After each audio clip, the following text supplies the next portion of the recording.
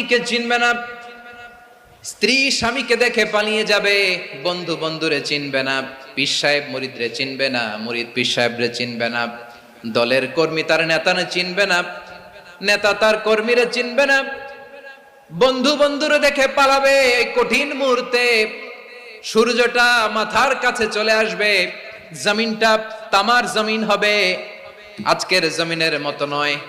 মানুষ ঘর্মাক্ত, ক্লান্ত, শ্রান্ত মাথার মগজগুলো কানের ছিদ্র আর নাকের ছিদ্র দিয়ে বেয়ে বেয়ে পড়বে। বিশ্বনবী ফরমান, ময়দানে 7 শ্রেণীর ব্যক্তিকে রব্বুল আলামিন তার আরশের নিচে ছায়া দিবেন।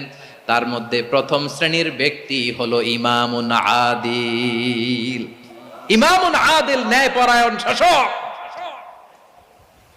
যে ইনসাফের সাথে বিচার করে, যে জাস্টিস সমাজে সার্ভ করে, যে সুশাসন নিশ্চিত করে, ওই